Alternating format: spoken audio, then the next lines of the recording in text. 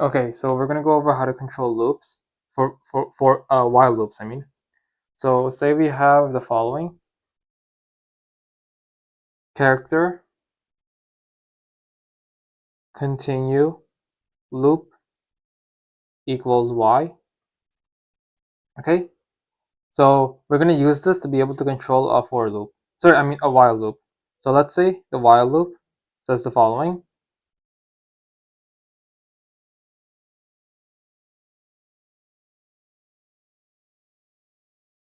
as long as this statement is true, the for loop will continue executing any code inside it until we, hit a print statement. S means system, dot O means out. I don't want to write the whole thing. Enter Y to continue loop,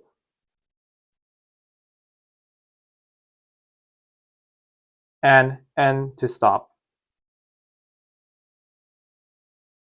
All right. Now, this portion of the code will give us the option to stop this loop.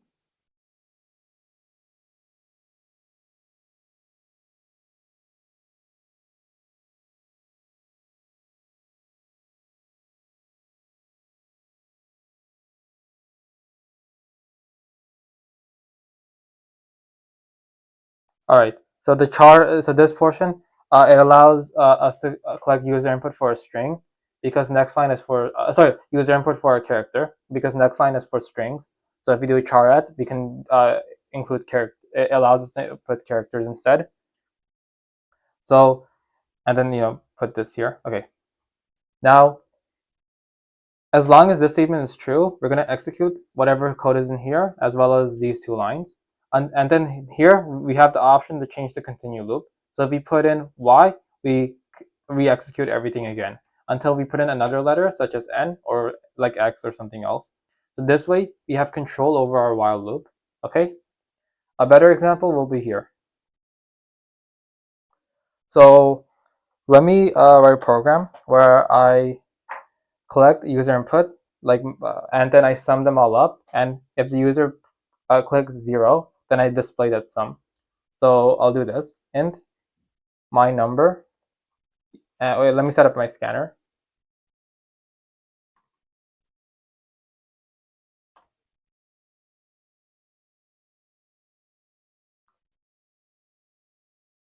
So scanner dot next int, and then I'll do a print statement.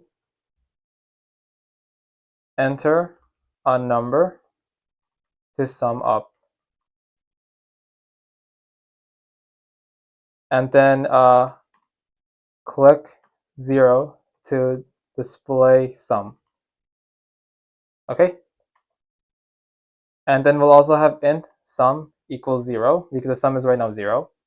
Now we'll do a while loop, and as long as my number never equals 0, we're going to continue executing our while loop.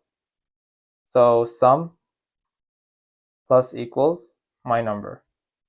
And then while we're at it, we might as well give the user another option to change their number, and then we'll sum that up as well. So let's copy this. Let me zoom out a bit. Okay, enter another number to sum up, and then let's click user input for my number again. And then at the very end, we'll do a print statement. Your sum is, and then we'll have my sum display here. And then we'll close the scanner. Okay, so let's see what the code's doing. So we display this, collect user input. Let's say I put 5. Then we check if 5 is not equal to 0. That's true. So 0 plus 5, so sum turns into 5. We execute this, and we give the option to replace my number. So we do 6. Right now, sum has been turned into 5. So we check if 6 is equal to not equal to 0. That's true. So it'll be 5 plus 6. That is 11. sum is now 11, and then we continue executing until my number is until we put in 0. So let's see how this works. All right, enter number to sum up. Let's do 5. Another number 6.